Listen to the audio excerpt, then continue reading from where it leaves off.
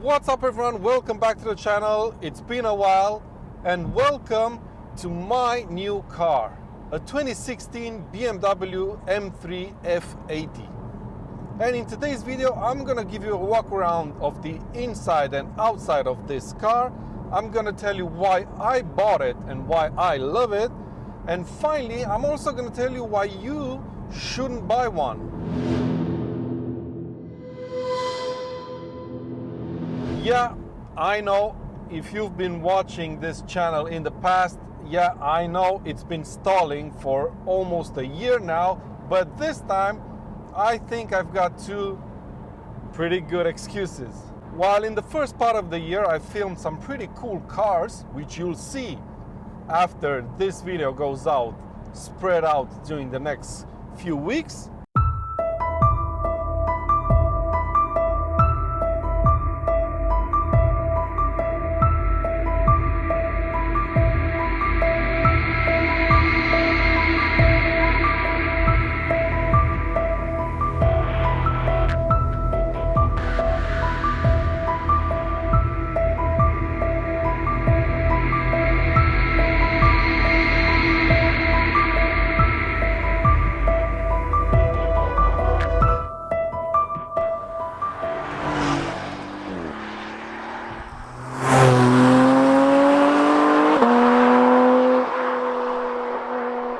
Unfortunately, right after filming those and right as I was getting ready to release them, life happens.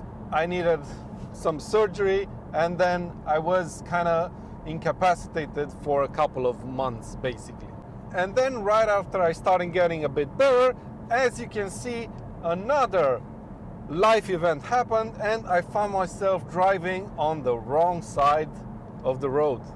So yeah, these are the two reasons why this year has been really slow in terms of YouTube and cars and the likes. So there you go. But before I walk you through this car's spec, let me first give you a bit of an update regarding this channel. I've kind of struggled with this a little bit because I'm not a big fan of where the car industry is going, and except for 911s, Caymans, Boxsters, I'm not really a big fan of these new cars. And I also think there is no point in reviewing electric cars since they're basically all the same. So for the future of this channel, I think I want to switch things up a bit.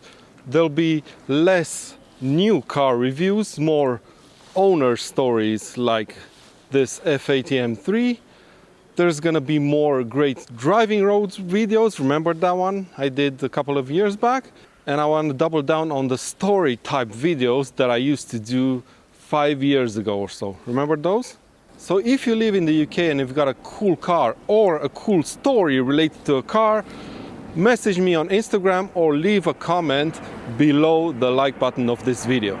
Or if you're a YouTuber and you want to film some cool stuff together, hit me up as well.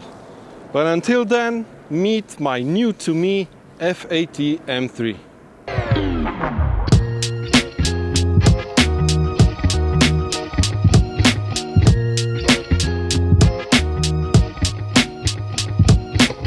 This is a 41,000 mile 26 BMW F80 M3, standard, non-competition car. It's finished in the launch color at the time, Yas Marina Blue. These are the 437M 19-inch alloys, optional extras at the time. The whole car is de-chromed and it's pretty stock except for a couple of things. This carbon boot lip, which is pretty cool, these carbon mud flaps, which will be departing pretty soon, and as you can see, wheel spacers. But considering this car is getting new wheels soon, these spacers will also go away. Other than that, there's no real standout in the car. It features the carbon roof, xenon headlights, it rides on the optional at the time adaptive suspension, and under the bonnet we have the infamous S55 inline 6-cylinder petrol engine, which develops 431 horsepower in the standard spec. Now on to my favorite part of this car, the interior.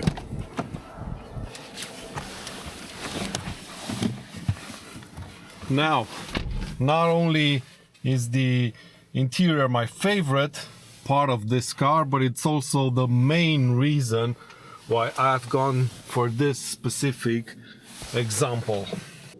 I had a few must-have features in mind when I started looking for F80s, and those were basically a car with a non-black interior, one that has the extended leather pack, and finally I really wanted the car to have the carbon fiber parts on the inside. So let's start with the color. This is actually an individual interior, so the color is from the individual palette. It's called the Amaro Brown, and I think it contrasts quite well with the blue exterior of the car. Then again, we have the carbon bits. There's some on the dash here, on the main part of the dash, then on the driver's side as well, and of course on the central console. And I think this carbon really elevates the interior of the car. I don't know, it just transforms it. It makes it a bit more special than a regular M3. Then there's the extended leather package. Now you might be wondering, why was this a must-have for me in a sports sedan? Well, because this is basically our family car, our daily driver, and I wanted to make it even more special by this feature, because basically the extended leather package covers all the plastic bits in leather. So for example, you have some on the door, the entire door, even the door handle is covered in leather. Then there's this glove box compartment. This is, as you can see, covered in leather with white stitching. This leather goes all the way down and it meets the carbon fiber. There's also leather on the dash over here. The entire dash is covered in leather. And like I said, yeah, it just gives it a bit more of a premium feel than usual. Other than that, what can I tell you about the rest of this car's interior spec? Well, the seats are heated, electronically controlled of course, and they have a memory function. Then we have the quite awesome Harman Kardon speaker system, which I highly recommend, because the standard speakers and even the upgraded hi-fi speakers from BMW, they're not very good. And I was pleasantly surprised that the previous owner of this car installed a fully functional, full screen Apple CarPlay on this car, which is really helpful. This isn't the touchscreen that the facelift cars had, but it's still quite easy to work around. And last but not least, this car also has the head-up display, which is pretty good. It shows you the speed limits, very important in the UK. And yeah, this is the car's interior.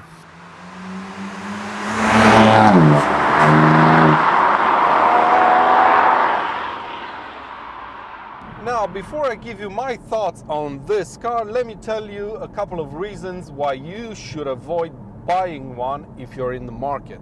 And the first point on that list is the ride of this car. Now, I know every time people look at this car, they see 4 doors, 4 seats, pretty practical, looks like a 3 Series, and they kind of assume that it's gonna drive like a 3 Series, which let me tell you, it's not the case. So if you want a family car that turns into a sports car at the press of a button, this ain't the car for you.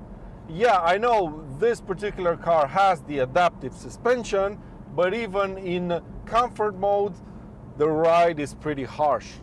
Now, me and my family are kind of used to driving these types of cars, so I don't really have any complaints. But if you're someone that really needs a comfortable car that can turn into a sports car, like I said, at the press of a button, this ain't it.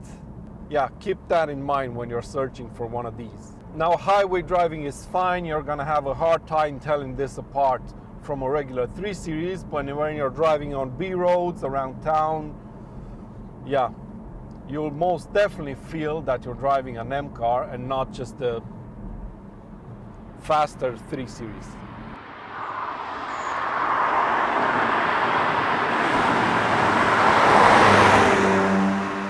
The second reason why you might not want to buy this car is the transmission. Yep, it is an automatic transmission, and people kind of assume that this is going to be easier to live with because it's an automatic, but this ain't your standard automatic transmission.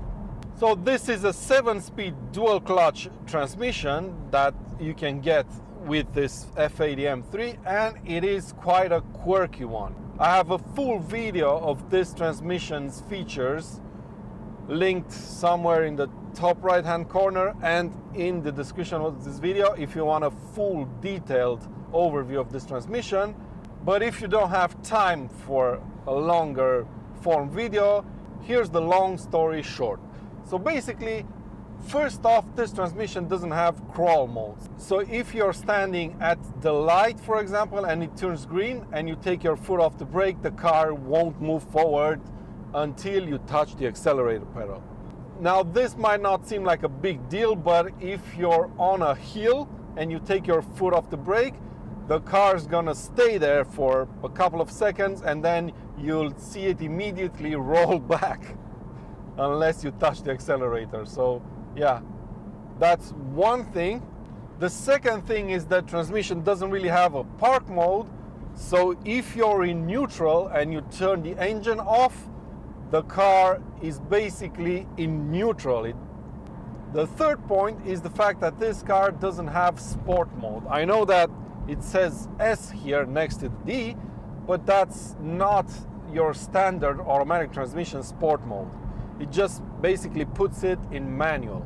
But what it does have is this button over here that allows you to select between 3 settings for the gearbox. You basically choose the ferocity of the gear change, and in drive mode that you select how long do you want the gearbox to hold on to the gears as well. So it is, like I said, a bit quirky, and I've seen a lot of people be really surprised by how this gearbox works after they bought the car. So there you go.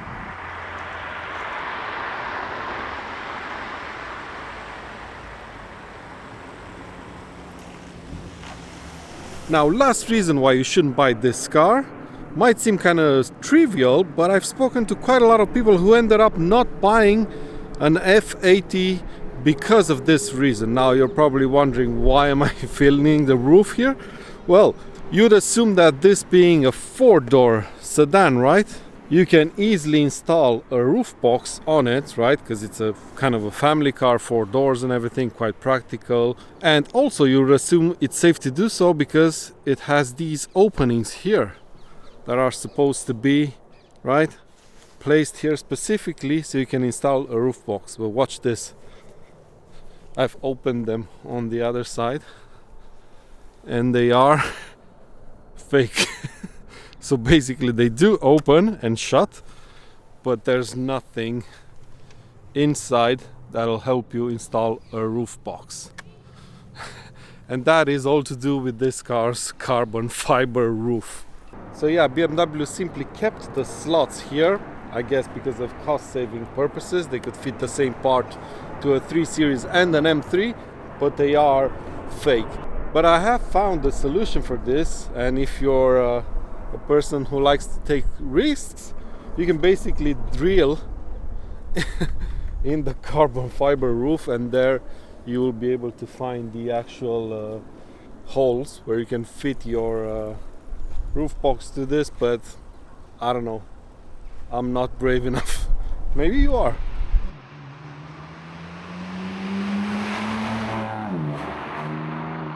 So finally, let me tell you why I bought this car and why after 3,000 miles and 3 months worth of driving it, I absolutely adore it.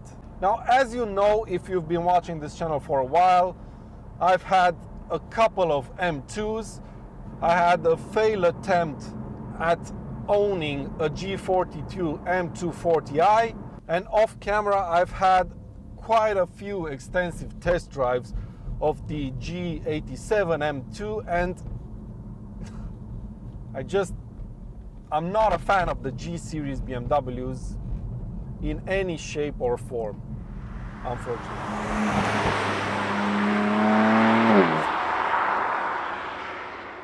Now I know what people are going to say, that the new M2, the new M3 are better than the F-Series, and objectively, yes, they are, of course, but they're just not my cup of tea. They lack personality. Their designs are, I know design is subjective, but I think they look terrible, in my opinion. And I don't know, after owning several BMWs, I just think that the F-Series BMW, in my opinion, is kind of the last generation that sort of comes from the old BMW, the old school BMW, before they transitioned to this new Mansory BMW. And it's just my happy place. So yeah, I adored my previous M2, so for me this was the obvious choice. And I think the main reason why I chose this instead of an M2 again or an M2 CS is the fact that I really wanted a 4-seater car, and yeah, this was it. So yeah, so far I really love this car. It feels very special every time I jump into it and drive it, and quite a lot of times I drive it for no reason other than just pure enjoyment. And yeah, I don't know, it just brings me back to the good old days, and I just love this car. Now, of course, I've got some mods already lined up for this car. I just couldn't help myself because I don't really like how it sits right now. It feels like the wheel gap on the front is much bigger than on the back, and I would like to make that kind of equal. Then there's some carbon bits on the outside, some new wheels, and then there's a couple of extra carbon bits on the inside, and finally there's some fixing up of things on the inside. These M badges on their seats are pretty worn down, and then there's some lights on the inside of the car that kind of need refreshing because they don't really emit any light anymore, and just small things like that. But there's a whole video coming next week or in a couple of weeks with all the mods fitted to this car, so stay tuned for that. But anyway, this has been today's video, my friends. I really hope you've enjoyed it, and if you want lots more F80 M3 content to come, click that subscribe button because there's plenty videos coming with this car.